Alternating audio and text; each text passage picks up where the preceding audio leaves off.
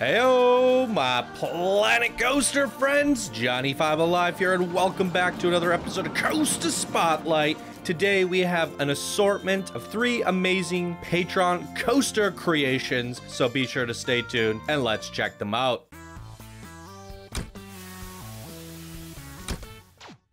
Welcome back, everybody. If you guys are new here, be sure to smash that subscribe button. If you end up enjoying the video, leave a like. Come join us on Discord. We are now open to the public, and we have integrated Planet Zoo into the Discord as well.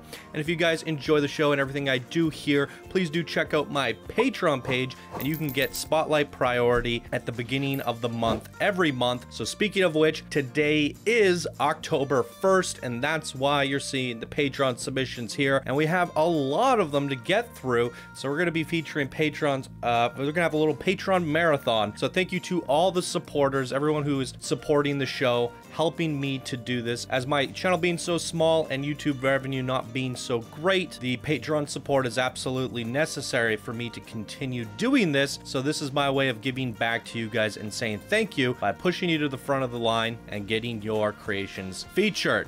Boom! And with that out of the way, let's get into the first creation of the day. Lagarfljótsormur. Wrath.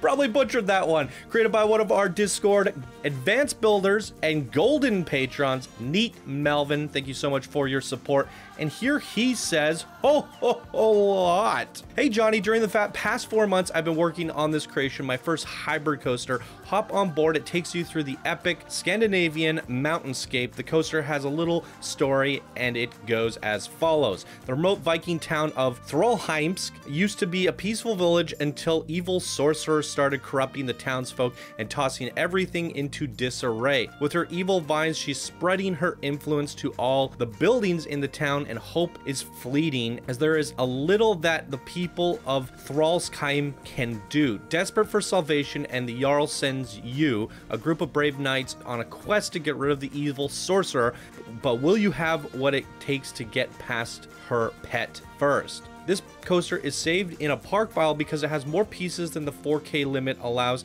and because it's an extension which interacts with the terrain. I hope this is no problem for you. I'm submitting this before the release of my previous coaster, so apologies if I didn't apply any of your feedback in that submission. Boom. Neat Melvin. All right, let's dive into things. I think we're gonna go at nighttime on this one because it looks really cool at night. I'll show you the creation a little closer after, but let's take a look at this. It's an RMC Iron Fury, and here's a look at all the stats. Quite a good length on this one. And there we go. Let's, I mean, it looks like we have guests on there because it is a park file, but everybody hates the flailing arms. So we're just gonna close it down. Wah, wah, wah.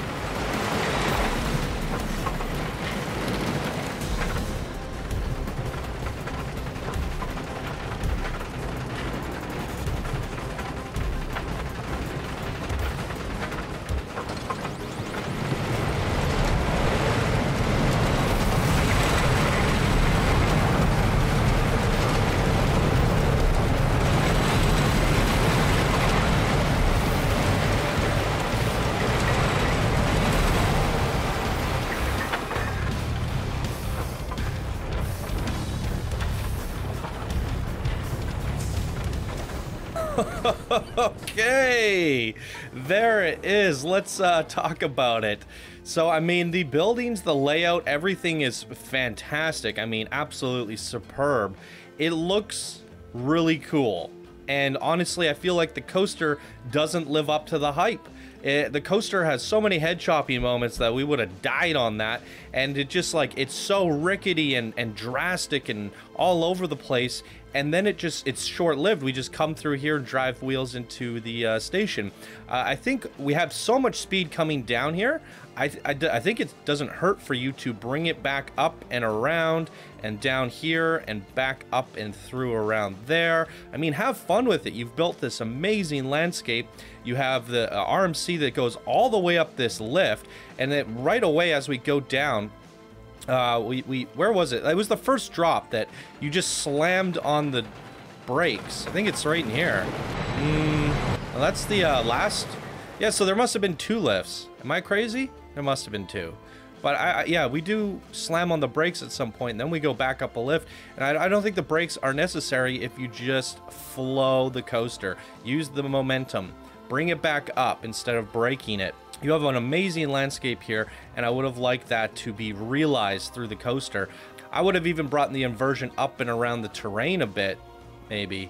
Past this flat ride, around, back up. There's lots that you could do here with this terrain, and I would like to kind of weave in and out of these buildings a little bit more. So that's my feedback for you here today. Neat Melvin. If anyone's wondering what's up with the park file, he's working on a park. I had to delete it all because, yeah, I had to get the FPS up. But we saw that back when we featured his mouse ride. It was like Haunted Manor or something like that. There was a manor ride a few weeks ago that we featured that was a part of this park file, and he's expanding it and submitting the coasters. What I would do, Neat Melvin, rather than submitting your park over and over and over and getting me to feature each of the coasters, just submit me your park for Park Spotlight when you're done.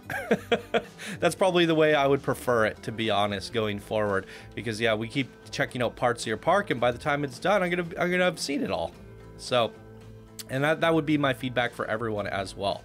Boom. So there you go. Let's check out the next creation of the day. Rattlesnake, created by one of our Discord builders, Deanna 2010.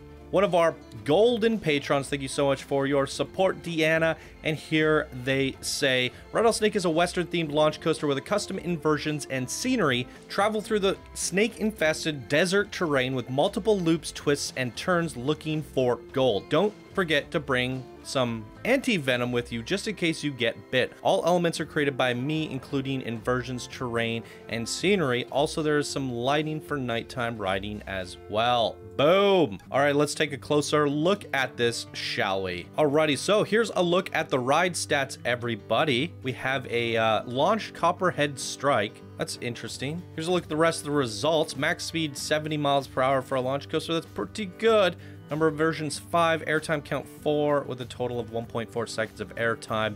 Very cool. Let's give this a go, shall we?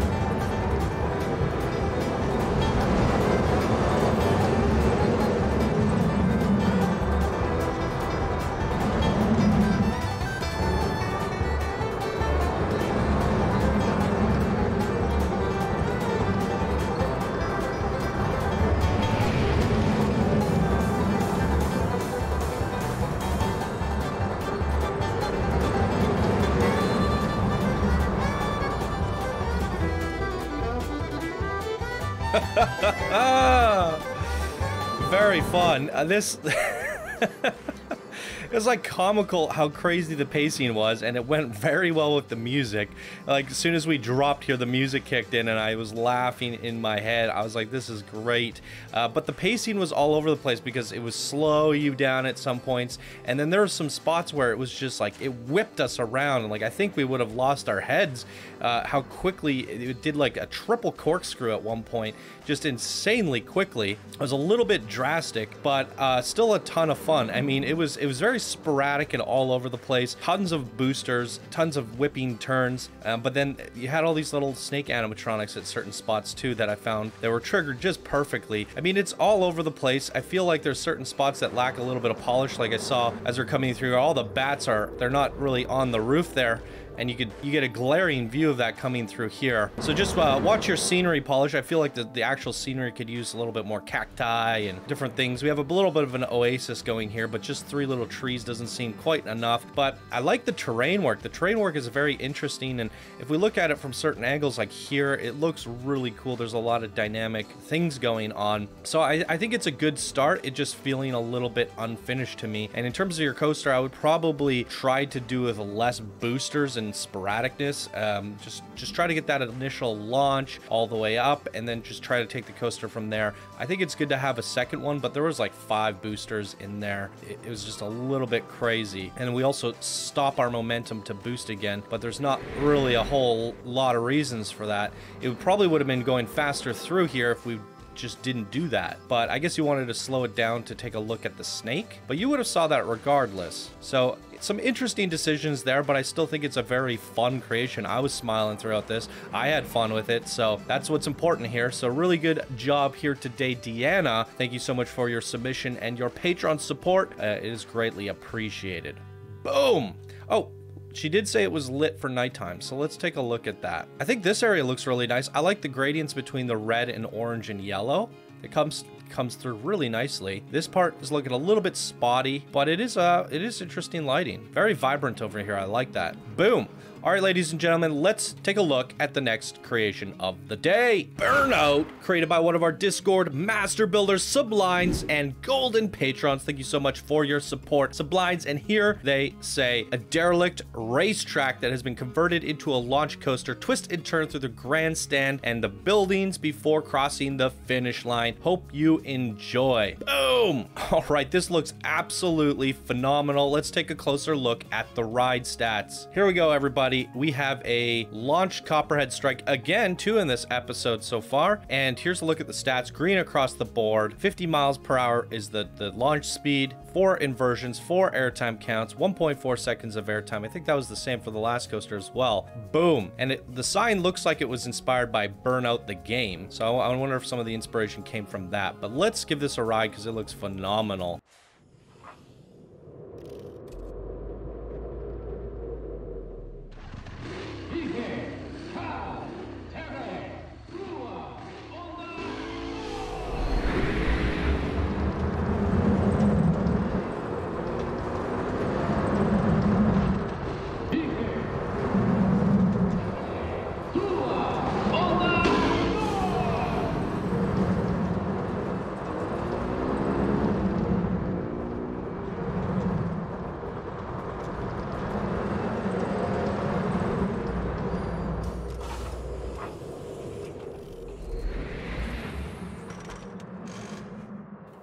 Wow, I want to check this one out at nighttime in track view. Here we go.